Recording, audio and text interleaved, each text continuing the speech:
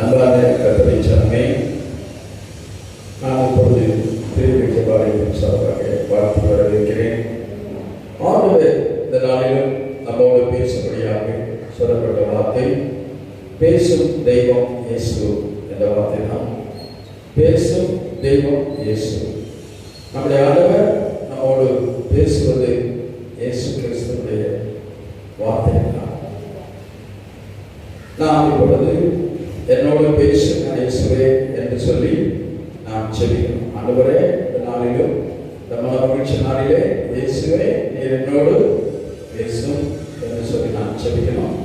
இந்த செபத்தினை உங்களிலே ஒருவர் ஆண்டவரே எங்களோடு பேசணும் செபமணிகளா சொல்லுங்க.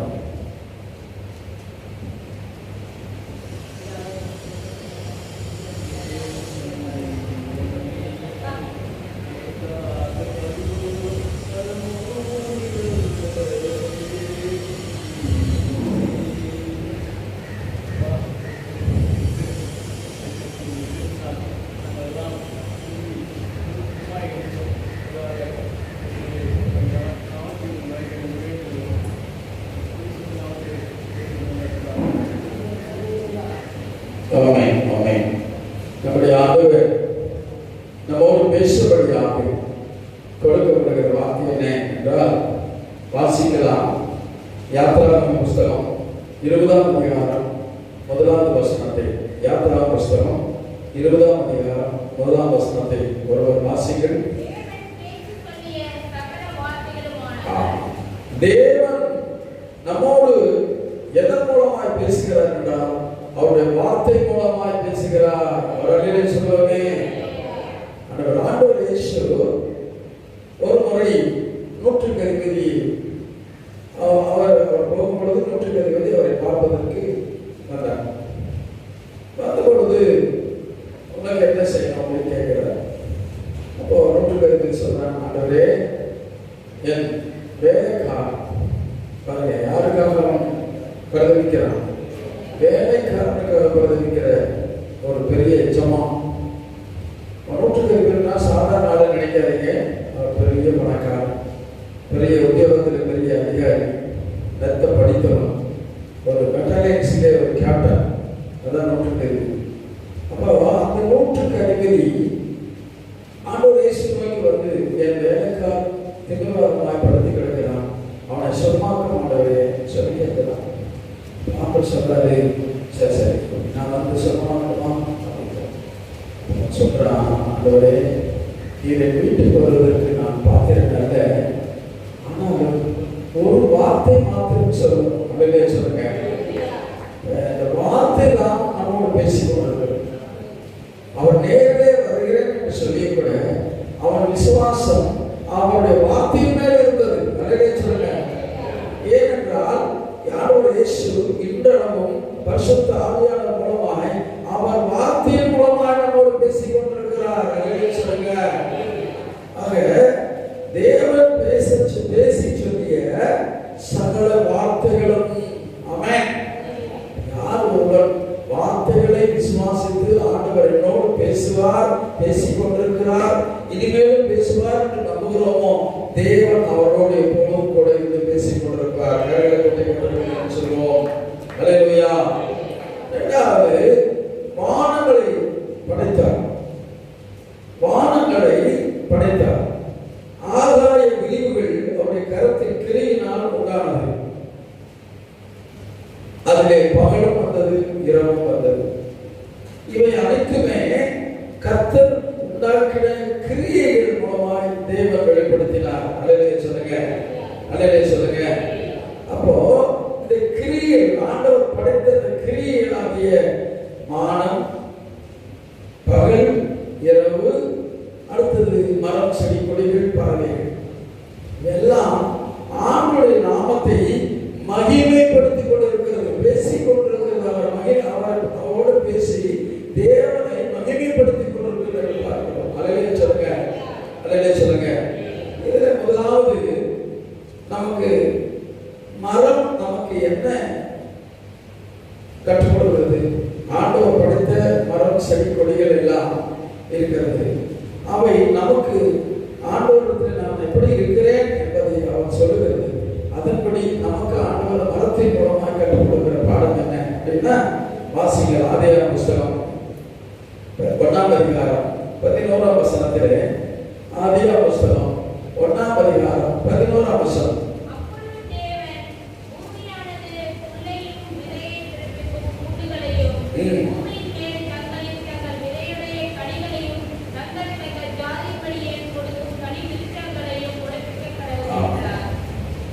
மரம் எதற்காக ஆண்டவர் படைத்தார்?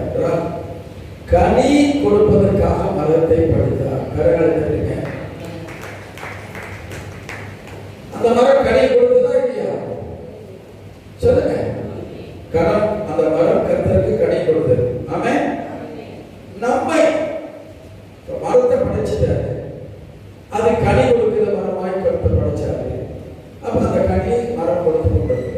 இப்போ மாமரம் எடுத்துட்டீங்கன்னா இந்த சீசன்ல மாமரம் கிடைக்கிறது, கொய்யா மரம் எடுத்தீங்கன்னா கொய்யா பழம் கிடைக்கிறது, மனுஷன் சாப்பிட்டு நழுவிப்பதற்காக. இப்படி மரங்களை படைத்த தேவன் அந்த கனியை புசிப்ப, அதை கனி கொடுக்க வேண்டும் என்று மரங்களை படைத்தார். சரி, மனுஷனை படைத்தார். வாசிக்கலாம். மனுஷனை படைத்தார். எதற்காக? ரோமர் கண்ட புஸ்தகம் 4ஆம் அதிகாரம் 7ஆம் அதிகாரம் 4ஆம் வசனம். ரோமர் கண்ட புஸ்தகம் 7ஆம் அதிகாரம் 4ஆம் வசனம்.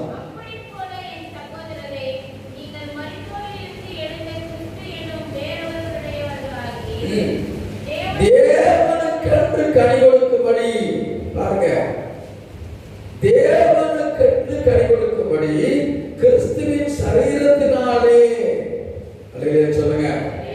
நீங்க என்ன நாள்? திருவிழா. அவருடைய அப்பமும் அப்போ என்னது? கர்த்தருடைய சரீரம், திராட்சரசம் அவருடைய பரிசுத்த ரத்தம். அப்போ இந்த சரீரமும் அந்த பரிசுத்த ரத்தமும் எதற்காக? நாம் ஒரே சரீரமாக மனிதர்களாய், ஒரே சரீரமான மரங்களாய் படைப்பதற்கு கர்த்தர் காரியம் செய்தார். சொல்லுங்க. மரம் செடி கொடிகளை படைத்தார், அது கனியை கொடுப்பதற்கு. அதுபோல கர்த்தர் நம்மை தெரிந்து கொண்டார், நாமும் கனியை கொடுக்க வேண்டும் என்பதற்காகவே நீங்கள் கனி கொடுக்கும் என்று, தேவனுக்கென்று கனி கொடுக்கும்படி நீங்கள் கிறிஸ்துவின் சரீரமாய் இருக்கிறீர்கள். அல்லேலூயா சொல்லுங்க. அல்லேலூயா சொல்லுங்க. சரி, நாம் எப்படிப்பட்ட கனியை தரணும்? ஃபர்ஸ்ட் ஒரு கனியை சொல்றார். பிலிப்பியர் நிருபம் 1ஆம் அதிகாரம் 10ஆம் வசனத்துல நீங்கள் வாசிக்கலாம். பிலிப்பியர் நிருபம் 1ஆம் அதிகாரம் 10ஆம் வசனம்.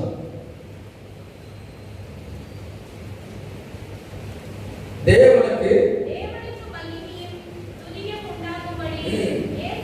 இயேசு கிறிஸ்துவினால் வருகிற நீதியின் கனியை கொடுக்கணும். கடனை தட்டுங்க. நாமெல்லாம் இயேசு கிறிஸ்துவின் பிள்ளைகள், அவருடைய சரீரங்கள். அந்த சரீரம் என்ற மரம் நாம முதல் கொடுக்க வேண்டிய கனி என்ன தெரியுமா? சொல்லுங்க. நீதியின் கனி. அல்லேலூயா சொல்லுங்க. இந்த நீதியின் கனி எதன் மூலம் கிடைக்கிறது? அல்லேலூயா சொல்லுங்க. விசுவாசத்தினாலே நீதியின் கனி கிடைக்கிறது. அல்லேலூயா சொல்லுங்க. அல்லேலூயா. அல்லேலூயா. இரண்டாவது கனி எது? மத்தேயு சுவிசேஷம் 3ஆம் அதிகாரம் 8ஆம் வசனத்திலே சொல்றாரு. இரண்டாவது என்ன கனி தர வேண்டுமா? பாருங்க, மனம் திரும்புவதற்கு ஏற்ற கனி. நம்ம ஞானஸ்தானத்துக்கு முன்னால எடுக்கிறதுக்கு முன்னால முதல்ல பாவங்கள் மன்னிக்கப்பட்டு மனம் திரும்புகிறவர்களாய் காணணும். அல்லேலூயா சொல்லுங்க. அந்த மனம் திரும்புகிறவர்களாகிய நாம தான் கர்த்தர் என்ன சொல்கிறார்? அந்த சரீர பழைய சரீரமாகிய அந்த பாவ சரீரம் அழிக்கப்பட்டு சாகடிக்கப்பட்டு புதிய மனிதனாய் எழும்பி நாம் மனம் திரும்புவதற்கு ஏற்ற கனியை கொடுக்கும்படியாக புதிய மனுஷனாய் கர்த்தர் உண்டாக்கி இருக்கிறார். கர்த்தருக்கு நன்றி சொல்லுங்க. புதிய மனுஷனாகிய இந்த மனுஷன் அந்த நீதியின் கனியை கொடுக்கும்படியாக, நம்ம விசுவாசத்தின் கனியை நடத்தும்படியாகவும், அடுத்தது மனம் திரும்புவதற்கு ஏற்ற கனியை கொடுக்கணும். அது என்ன மனம் திரும்புவதற்கு ஏற்ற கனினா? மத்தேயு சுவிசேஷம் 18ஆம் அதிகாரம் 3ஆம் வசனத்துல அந்த மனம் திரும்புவதற்கு ஏற்ற கனி என்னன்னு சொல்லப்படுது. வாசிங்க. நீங்கள் மனம் திரும்பி கனிகளை கொடுத்தால் பிள்ளைகளை போல மாறியிருப்பீங்க. சொல்லுங்க. குழந்தைகளை போல மாறியிருப்பீங்க. அப்படின்னா என்ன கவனமா கேளுங்க. இப்ப சின்ன குழந்தை அது போய் சொல்லுமா? போய் சொல்லுமா? சொல்ல. நீங்க கண்ணே அந்த டம்ளர் தண்ணி எடுத்துட்டு வா அப்படின்னு கொடுத்தா அதை எடுத்துட்டு வரேன்னு சொன்னா எடுத்து வர மாட்டேன்னு சொல்லணும். எடுத்துட்டு வர கீழ்படி. ஆனா நாம போய் பேசுறோம், பேசுறாம போய் பேசுறோம். ஊழியக்காரன் சொல்ற அறிவுரை கேட்கறதில்ல, கீழ்படியதில்ல, நேரமா சர்ச்சைக்கு வர்றதில்ல, வான்னு சொல்ல வர்றதில்ல. இன்னைக்கு திருவிழாவுக்கு கூட ஒரு குடும்பம் வரல. அப்ப என்ன அர்த்தம்? நீ என்னையா சொல்றது, நான் என்ன கேட்கறது? பாடு பாடு நேரமா வாங்க வர்றதில்ல. இந்த பாடு படத்துக்கு குறிப்பிட ஒரு வாழைப்பு சபையை ஏற்படுத்தி கொடுத்தா அவங்க அதை செய்யறதில்ல. என்ன அர்த்தம்? நான் கீழ்படிய மாட்டேன். அதனாலதான் சொன்னால் நீ மனத்திற்கு கேட்ட கனியை கொடுக்கணும்னா நீ சிறு குழந்தைகளை போல வாழ கற்றுக்கொள்ள வேண்டும். அதிலே சொல்லுங்க, உண்மையை பேசணும், கீழ்படியை கற்றுக்கொள்ளணும், கர்த்தருக்கு பயந்து அவர் வழியில் நடக்கணும். இந்த சின்ன குழந்தைங்க என்னென்ன செயல்கள் உண்மையாக செய்தோம் அதை கிறிஸ்தவர்கள் மனதிலுள்ள கிறிஸ்தவர்கள் அதன்படி செய்வதற்கு நாம் கற்றுக்கொள்ள வேண்டும். கரங்களுக்கு அல்லேலூயா சொல்லுங்க. அல்லேலூயா, அல்லேலூயா. ஆகவே நீங்கள் மனதிரும்பி பிள்ளைகளை போல ஆகணும். அப்பொழுதுதான் எங்க போக முடியும்? பரலோகத்துக்கு போக முடியும். அல்லேலூயா சொல்லுங்க. நீங்க எல்லாம் நானும் நீங்க நினைச்சிட்டு இருக்கோம், இந்த பூமியில ஆகா பணம் காசு சம்பாதிச்சிட்டோம், நாம இனிமேலும் இங்க அப்படியே இருக்கலாம் எப்படிங்கிறோம் நீங்க நினைச்சுக்க. அவனே டாக்டர் சொல்லுவாரு, நீ ஒரு வாரம் சாப்பிட்டீங்கன்னா செத்து பேர் வேணும்னா ஐயோ ஐயோ ஐயோன்னு கழுதிட்டு இருக்கணும். புரியுது அவங்களுக்கு? இந்த சாப்பிடக்கூடிய வழியும் ஜீவிக்கக்கூடிய உயிரையும் வாழக்கூடிய சகல வசதிகளையும் கொடுப்பது ஆண்டவராக இயேசு கிறிஸ்து மட்டுமே. அடைய சொல்லுங்க. அவர் இல்லை என்றால் நாம் இல்லை. அதனால் நீங்க ஒன்று தெரிஞ்சுங்க, ஒன்றை கற்றுக் கொடுங்க, ஒன்றை குறித்து மனதிற்கு பிள்ளைகளை போல ஆகுங்க. நம்முடைய இந்த வாழ்க்கை மாயான உலக வாழ்க்கை, மெய்யான நித்தியமுள்ள வாழ்க்கை தான் நமக்கு உறுதிப்படப்பட்ட வாழ்க்கை. அதற்காக மனதிற்கு பிள்ளைகளை போல வாழ கற்றுக் கொடுங்க. அல்லேலூயா சொல்லுங்க. அல்லேலூயா, அல்லேலூயா. மூணாவது சோத்திரம், மூன்றாவது காரியம் என்ன அப்படின்னா கனி. மூன்றாவது கனி நீங்கள் வாசிக்கலாம். மத்தேயு சோத்திரம், யோவான் எழுதின சுவிசேஷம் 15ஆம் அதிகாரம் 16ஆம் வசனம். யோவான் எழுதின சுவிசேஷம் 15ஆம் அதிகாரம் 16ஆம் வசனம்.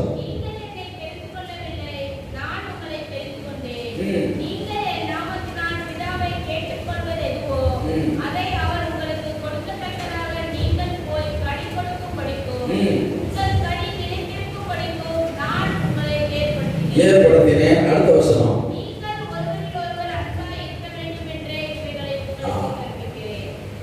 அடுத்தது என்னன்னா, முதல்ல விசுவாசத்தின் கனியை நாம் தரணும். இரண்டாவது விசுவாசப்பட்ட நீதியின் கனியை நாம் கொடுக்கணும். இரண்டாவது என்ன கனி கொடுக்கணும்? மனதில் கேட்டு பிள்ளைகளை போல கனியை நாம் தந்து வாழ வேண்டும். மூன்றாவது அன்பின் கனியை கர்த்தருடைய பிள்ளைகள் அல்லேலூயா சொல்லுங்க. வெறும் பாட்டு மட்டும் பாடக்கூடாது. அன்பு கூறுவே இன்னும் அதிகமாக அப்படின்னு பொய்யான பாடலை பாடக்கூடாது. அது மெய்யான பாடல். ஆனால் வாயிலுக்கு பாடுறது பொய்யா பாடணும். நம்ம அன்பையா அன்பு கூட அந்த பாட்டு பாடுறதுக்கு தகுதி இல்லையா? பாட்டு மட்டும் பாடிட்டு அன்பில்லாத வாழ்ந்தா, மாயமான அன்பிலே வாழ்ந்தா எப்படி நாம் தேவன் நம்ம பெற்றுக்கொள்ள முடியும்? கர்த்தர் சொல்றாரு, நீ என்னிடத்தில் அன்பு கூறுகிறேன்னு சொல்ற அப்படின்னா நீ பிறரிடத்தில் அன்பு கூறுகிறாயா? கர்த்தர் கேட்கிறார். அல்லேலூயா. நீ உன்னிடத்தில் அன்பு கூறுவதை கூட பிறரிடத்திலும் அன்பு கூறு. கர்த்தர் நம்மை பார்த்து கேட்கிறார், பிறரை பார்த்து நீ என்னிடத்தில் அன்பா இருக்கிறாயா? அவங்களே நான் அன்பு கூறுகிறேன் என்பதை நீர் அறிவீர் அப்படின்னு சொல்லு. அல்லேலூயா சொல்லுங்க. நீ எதுக்காக சொல்றேன்னா, நான் தேவனிடத்தில் அன்பு கூர்ந்தா பிறரை நேசிக்க கற்றுக்கொள்வோம், பிறரிடத்தில் அன்பு கூறுவோம், அந்த அன்பினால விசாரிப்போம், அந்த அன்பின் மிகுதியினாலே அவங்க ஏன் வரவில்லை என்று நாம் கேட்போம். அல்லேலூயா சொல்லுங்க. எப்படியோ நான் போனா அப்படின்னா சுயநலமான கிறிஸ்தவ, சுயநலமான அன்பு செலுத்துகிறவா, பிறகு நேசிக்க அன்பை தான் தேவன் நமக்கு கொடுத்திருக்கிறார். ஆமென். அல்லேலூயா சொல்லுங்க. அதனால இந்த அன்பிலே நாம் வாழ கற்றுக்கொள்ள வேண்டும் என்றால் இந்த அன்பின் கனியிலே ஜீவிக்கிறவர்களாய் காணப்பட வேண்டும். அல்லேலூயா சொல்லுங்க. அல்லேலூயா சொல்லுங்க. ஆண்டவர் மரம் செடிகளை படித்தது கணிதக்கூடியார் நமக்கு தந்தார். இந்த மரத்தின் மூலமாய் தேவன் நம்மோடு பேசுகிறது என்னன்னா, நான் கனி கொடுக்கிறேன், நீங்கள் கனி கொடுக்கிறீங்களா? உங்களை பார்த்து கேட்குது மரம். ஆண்டு சொல்றார், நீங்கள் உங்களை படைத்ததை கனி கொடுப்பதற்கு தான் என்று மனிதனை பார்த்து கொடுக்கிறார். நீங்கள் என்னுடைய சரீரமாக இருக்கிறீர்களா, நீங்கள் கனி கொடுக்கல என்று சொல்கிறார். என்ன முதலாவது கனி? நீதியின் கனி. நீதியின் கனி என்ன? விசுவாசத்தின் கனி. எந்த சூழ்நிலையில் உதாரணம் சொல்றேன், கர்த்தர் சந்ததி இவ்வளவாய் இருக்கும் என்று கர்த்தர் சொல்லும் பொழுது அது அப்படியே விசுவாசத்தை நம்பி அதன் மூலம் அவன் ஒரு குமாரனை பெற்றான். அவன் யார் என்றால் ஆபிரகாம். அதனால் அவன் நீதிமானாக்கப்பட்டான். நல்லதே சொல்லுங்க. இந்த நீதியின் கனிக்கு சுதந்திரவாளியான ஆபிரகாமின் குமாரன் ஆபிரகாம். அந்த ஆபிரகாமின் குமாரனுக்கு குமார்த்திகளாய் இருக்கிறனா அந்த நீதியின் கனிப்படி வாழ வேண்டுமா வேண்டாமா? வாழ வேண்டுமா வேண்டாமா?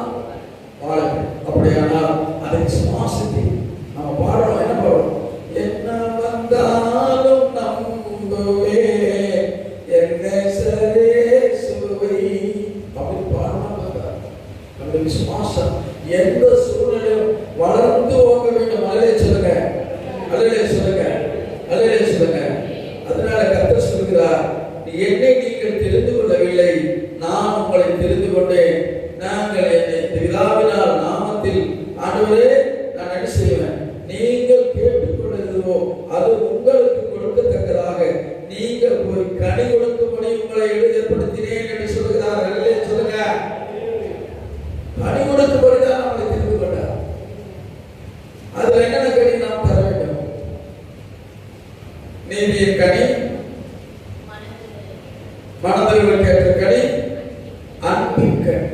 இந்த மூன்று கனிகளை கொடுத்து கர்த்தர் நாமத்தை மகிமைப்படுத்த வேண்டும். அடுத்தது இரண்டாவது, மரத்தின் மூலமாய் தேவன் நம்மோடு பேசுகிறார். அடுத்து பறவையின் மூலமாய் கர்த்தர் நம்மோடு பேசுகிறார். வாசிக்க யோவேல் புஸ்தகம் 2ஆம் அதிகாரம் 7ஆம் வசனம். அப்பொழுது இயேசு என்னை விட்டுவிடு, என்னை அடக்கம் பண்ணும் நாளுக்காக இதை வைத்து. இல்ல, யோபு 12:7. இப்போதும் நீ மிருகங்களை இப்பொழுதும் நீ மிருகங்களை கேட்டுப்பார், அவைகள் உனக்கு போதிக்கும். ஆகாயத்து பறவைகளை கேள், அவைகள் உனக்கு அறிவிக்கும். பாத்தீங்களா? முதல்ல மரத்தை படைச்சு அவர் கனிகளுக்கு படைச்சா அந்த மரம் நம்மளோட பேசிச்சு. அந்த மரத்தின் மூலமா நாம் என்ன செய்யணும்னா அவருடைய வார்த்தை மூலமா சொன்னாங்க. அடுத்தது இரண்டாவது, பறவை நம்மளோட பேசுது. என்ன பேச தெரியுமா? நீங்க காலையில் எழுந்தவுடன்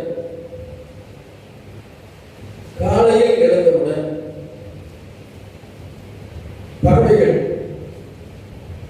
அந்த கூட்டுக்குள்ள சவுண்ட் பார்த்தீங்கன்னா கேட்கு பார்த்தீங்களா? அப்படின்னு என்ன அர்த்தம்? அது காலை அதிகாலமே எழுந்து கர்த்தரை துதித்துக் கொண்டிருக்கிறாங்க. அதிலே சொல்லுங்க. நீங்க குறைஞ்சபட்சம் நம்ம எத்தனை மணிக்கு இருக்கிறோம்? ஒரு 7 மணி 6 மணி 8 மணி. ஆனா எழுந்திருச்சு கர்த்தரை துதித்து தேவ நாமத்தை மகிமைப்படுத்தணுமா? நீங்க வச்சுக்கணும். இந்த பறவைகள் கர்த்தரை துதிக்கின்றன. வேதம் சொல்லுகிறது சங்கீத புஸ்தகம் 48 காட்டு மிருகங்களே, நாட்டு மிருகங்களே, ஊரும் பிராணிகளே, இரவுள்ள பறவைகளே, நீங்களே என்ன செய்யுது? கர்த்தரை நாமத்தை துதிக்கிறார்கள். அல்லேலூயா சொல்லுங்க. மனுஷனாகி நீங்க என்னை ஏன் துதிக்காம இருக்கிறீங்க அப்படின்னு கேட்கிறார். கர்த்தர் பறவை மூலமா நம்மளோட பேசுறார். அதுல இந்த பறவை காலை எடுத்து துதித்து இறை தேடி போகுது. அது கிடைக்குது, கிடைக்காம போகுது, அது வேற விஷயம். ஆனா திரும்பி தன் கூட்டுக்கு வந்தோடனே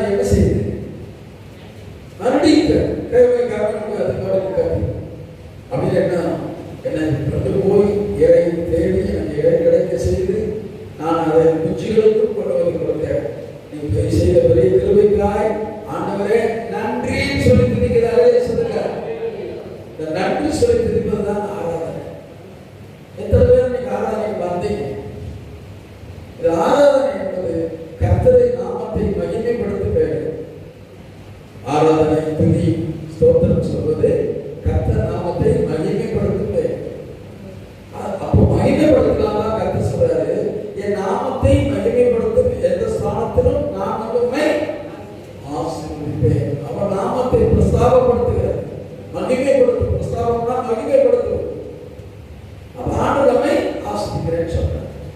அப்ப தேவனுடைய ஆசீர்வாதத்தை பெற்றுக் கொள்வதற்கு நாம் ஆயத்தமாய் வந்து நாமத்தை நம்மை மகிமைப்படுத்துகிற நன்றி சொல்றீங்கன்னா நமக்கு எப்படி ஆசீர்வாதம் கிடைக்கும்? நான் வந்து உம்மை ஆசீர்வதிப்பேன்னு சொல்றார். அந்த ஆராதனையை கடைபிடித்து தேவ ஆலயத்தில் ஆராதனை ரோட்டில் ஆராதிக்க முடியுமா? இந்த டிவிக்கு முன்னால் உட்காந்துட்டு ஆராதிச்சிக்க முடியுமா? இப்பதான் டிவிக்கு முன்னால் உட்காந்துட்டு ஆராதிக்கிறவங்க ஜாப் பண்றாங்க. நீங்க ஒன்று நினைச்சுக்க, உன்னை திட்டமா சொல்றேன். ஆலயத்தில் வந்து கர்த்தரை நாமத்தை மகிமைப்படுத்தி இந்த ஆலயத்தில் நீங்கள் என்ன செய்தா அவன் சமூகத்தில் இருந்தாதான் ஊழியக்காரன் உங்களை தேடி வந்து ஒரு அளவில் கட்டத்துக்கு வந்து ஜெயிக்க முடியுமா? நீங்க அந்த நேரத்துக்கு மட்டும் வந்து ஊழியக்காரன் தேடினா எவனும் கிடைக்க மாட்டான். வரும் காசு ரெண்டு பேர் யாராவது வருவான். ஆனா உண்மையான ஊழியக்காரன் காசை பத்தி கவலைப்பட மாட்டான். கர்த்தருடைய ஆத்மா பத்தி தான் கவலைப்படுவான். அல்லவே சொல்லுங்க, பிள்ளைகளுடைய ஆத்மா பத்தி தான் கவலைப்படுவான். காசை பத்தி தான் கவலைப்படுவான். நான் காசே இல்லை என்றாலும் ஊழியம் செய்வேன். காரணம் என்ன?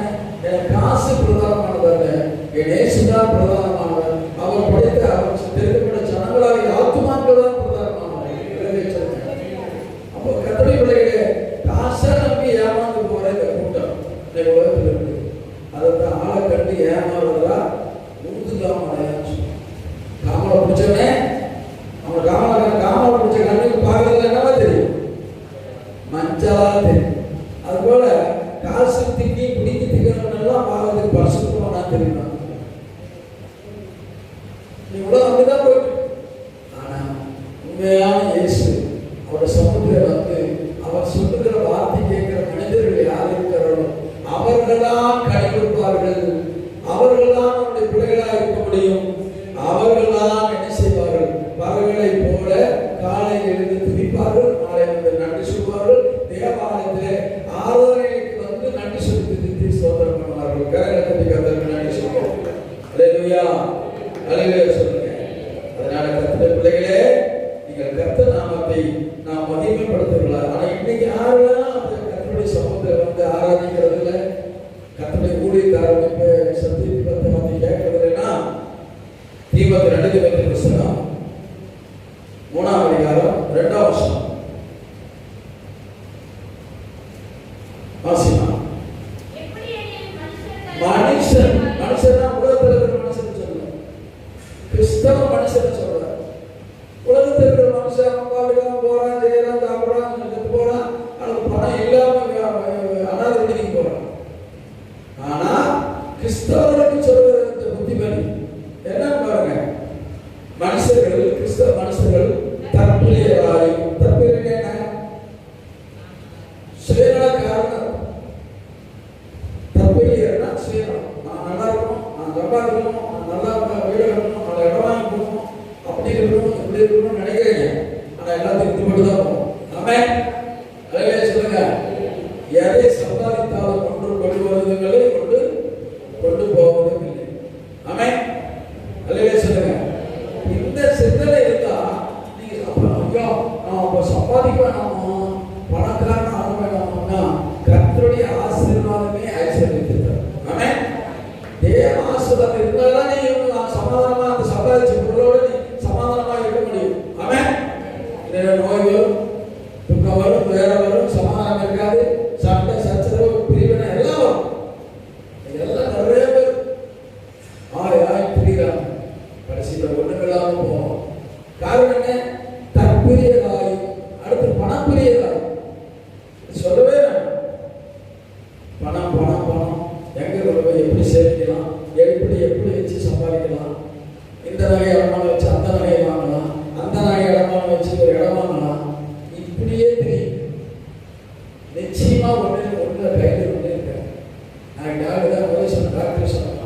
நீ சாப்பிடவே முடியாது, கழித்தால உடைக்க முடியாது அப்படின்னா. ஏன் அரிசி தின்னா சர்க்கரை, கோதுமை தின்னாலும் சர்க்கரை, எதை தின்னாலும் சர்க்கரை. அப்போ நீ சம்பாதிச்ச பணம் காசு அது தின்னு மென்னுவாரு திருப்தியாகுமா? ஆகாது. அது ஆகாது என்று தெரியும் அலைந்து திரிகிற ஜனங்களாக இருக்கிறார்கள் இந்த கிறிஸ்தவர்கள். ஆக பணப்பிரியராய். அடுத்து வீம்பு. பழம் சொல்லுவோம், வீரியத்துக்கு சூரியன் கொடுக்குறவங்க கேட்டுருக்கீங்களா? வீரியத்துக்கு சூரியன் கொடுக்கணும் அப்படின்னு. வீம்புக்கு உங்களுக்கு அந்த பக்கம் தான் திரும்பி நினைப்பேன் அப்படின்னு நிற்கிறவங்க. ஏன் நீ என்னை பார்த்த, நீ பார்க்க போனேன், எனக்கு என்ன, நான் உனக்கு என்ன செஞ்சேன் சொல்லுங்க, என்ன செஞ்சேன்? ஒன்றுமே சரி. ஏன் அப்படி திரும்பி நிற்கிறீங்க? அது வீம்பு. நீ பாதாள வாங்காடி உங்களை நேசிக்கிறவங்க இருக்கு. கத்தருடைய உள்ள இருக்கு. அல்லவே சொல்லுங்க, அந்த உள்ளதான் உங்களை நேசி. ஆமென். அல்லவே சொல்லுங்க. அப்ப நாம கத்தருடைய பிள்ளைகளை கத்தர் சொல்றது வீம்புக்காரராய். அடுத்தது சுத்தம். பயங்கரமான கர்வம் பிடிச்சவங்க.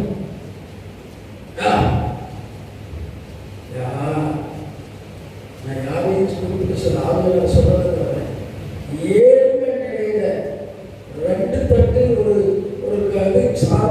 சாதாரண என்ன சொல்றது, ஒரு மரம் தான் ஒழுங்குற வீட்டில் இருந்தீங்க. இன்னைக்கு ஒரு கடவுள் வந்து அவங்க நிச்சயமாக தான் உங்களை ஆசிரியச்சு மாணவ வீடு வச்சிருக்கிறார். நீங்க கத்திரிக்க தாழ்மையா ஆரம்பமா ஆகுதா? சொல்லுங்க. தைரியம் சாப்பாடு இல்லாம கஞ்சி குத்தி குடிச்சீங்க. இன்னைக்கு கத்தர் உயர்த்தி ஆசிரியர். அப்ப பெருமை பாராட்ட சொல்லணுமா? சொல்லுங்க. ஒரிஜினலாகவே நான் எப்படி பெரிய பண்ணைக்காரர்கள் 10 மாடு, 5 எருமை, 20 ஆடு, மாட்டு எருமையில பால் பிடிச்ச அம்மா என்ன செஞ்சீங்க?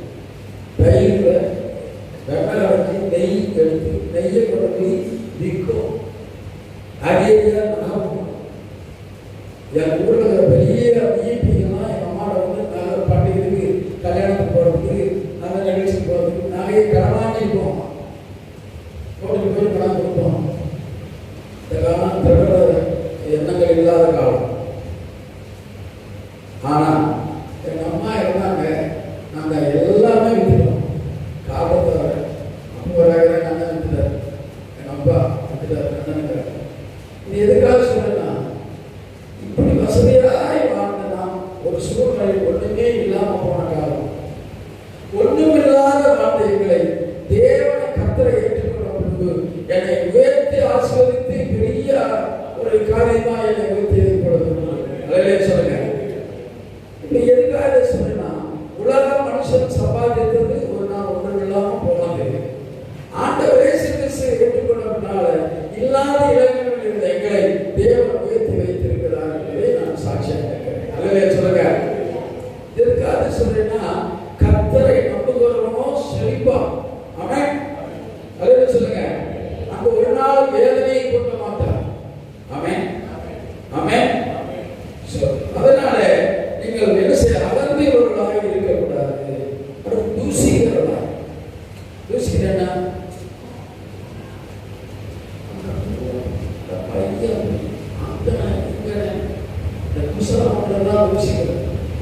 ரொம்ப மோசமான செயல். தயவுசெய்து கிறிஸ்தவர்கள் ரட்சிக்கப்பட்டவர்கள் அப்படிங்க எதையுமே பேசாது. நீங்க பாட்டுக்கு ஜபம் வந்து ஆராதிங்க, ஸ்தோத்திரம் பண்ணுங்க, ஜபம் பண்ணுங்க, கர்த்தர் நாமத்தை மகிமைப்படுத்துங்க. கர்த்தர் கொடுத்தது போதும் என்ற மனதினுடைய தேவ பக்தியோடு போங்க.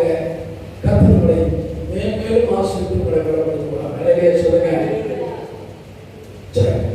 மூன்றாவது ஒரு விஷயம், நன்றி எதிர்க்கிறார். நன்றி இருந்தா நிறைய பேர் சர்ச்சை பண்ணுவாங்க.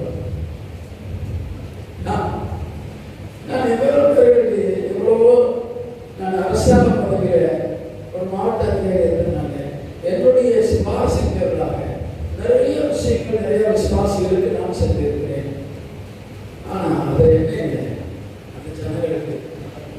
நன்றி இல்லை. இந்த பெரிய ஆளுமே நன்றி மறந்தவர்களா என்ன செய்யறாங்க? போயா அப்புறம் ஒரு நாளைக்கு ஐயோ ஐயா அப்படின்னு கேட்கலாம். நடக்கும். இப்போ போயாங்க வாயா எனக்கு ஐயோ ஐயா கொஞ்சம் கொடுக்கலாம். நான் இதுக்காக சொல்றேன், ரொம்ப நன்றியோடு வாழ கற்றுக்கொள்ளும் கிறிஸ்தவ. இதைத்தான் பறவைகள் சொல்கிறது. அடுத்தது 3வது வாசிங்க. ஏசாயா 48ஆம் அதிகாரம். ஏசாயா 48ஆம் அதிகாரம் 18 வசனம். என் கற்பனைகளை கவனித்தாயானால் எஸ். அப்பொழுது உன் சமாதானம் நதியைப் போலும் உன் நீதி சமுத்திரத்தின் அலைகளைப் போலும் இருக்கும். இதுல கவனிங்க. சமாதானம் சமுத்திரத்து, இந்த சமாதானம் நதியை போலும், உன் நீதி சமுத்திரத்தின் அலையை போல பாருங்க. இப்ப ஆண்டவர் படைத்த நதி கடல் நமக்கு சொல்லுது. முதல்ல என்ன சொல்லுச்சு? மரம் சொல்லுச்சு. ரெண்டாவது என்ன சொல்லுச்சு? பறவை சொல்லுது. மூணாவது என்ன சொல்லுது? நதியும் கடலும் சொல்லுது. இதெல்லாம் கர்த்தர் படைத்தது. அவைகள் மூலமாய் தேவன் நம்மோடு பேசுகிறார். சொல்லுங்க. இப்ப முதல் மரம் சொன்னது கனி கொடு, என்னை போல கனி கொடுத்து பாலு, அதுல நீதியின் கனி. அடுத்து என்ன கனி? மனதிற்கனை கேட்ட பிள்ளைகளை போல கனி. மூணாவது அன்பின் கனி. இந்த 3 கனியை கொடுத்து நீ வாழ கிறிஸ்தவராக. பறவை சொல்லுச்சு, நான் எந்த கர்த்தரை சொல்லிக்கிறேன், நான் நிறைய தேடி திரும்ப வந்தோன்னா கர்த்தருக்கு நன்றி சொல்றேன். அந்த நன்றி சொல்றது நீ ஆராதனைக்கு வந்து ஆண்டவருக்கு நன்றி சொல்வதற்கான சமம். இது அவளுக்கு இது பறவைகள் நம்மளோட பேசி. மூணாவது நதியும் கடலும் பேசுகிறோம். அதிலே சொல்லுங்க, அதிலே சொல்லுங்க. நதி என்ன சொல்லுது? வாசிக்கலாம். என்ன புஸ்தகம் 24ஆம் அதிகாரம் 6ஆம் வசனம். என்ன புஸ்தகம் 24ஆம் அதிகாரம் 6ஆம் வசனம். ஆறுகளைப் போலவும் நதியோரத்தில் இருக்கிற தோட்டத்தைப் போலவும் கர்த்தர் நாட்டின சந்தான மரத்தைப் போலவும் நீங்கள் இருக்க வேண்டும். அதிலே சொல்லுங்க.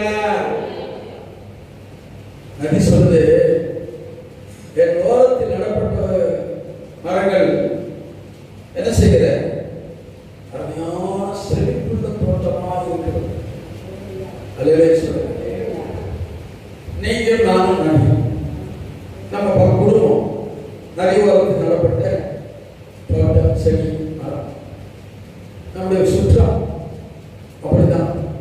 இப்ப எல்லாம் நம் மூலமாய் ரட்சிக்கப்பட்டு, நம் மூலமாய் தேவனை அறிந்து கொண்டு, நம் மூலமாய் அவர்கள் மனவீசும் சந்தன மரங்களாய் இருக்க வேண்டும் என்று நதி சொல்லுகிறது. அதிலே சொல்லுங்க. நம்ம நதி நம்ம பக்கத்தில் இருக்கிறவங்க, குடியிருக்கிறவங்க, நம்ம சொந்த பந்தவங்க எல்லாம் அதை நம்ம நதியோரத்தில் நடப்பட்ட மரங்களும் தோட்டங்களுமாய் இருக்கிறார்கள். அதிலே சொல்லுங்க. இப்போ இந்த மரம் செடி கொடிகள் என்ன இருக்கும்?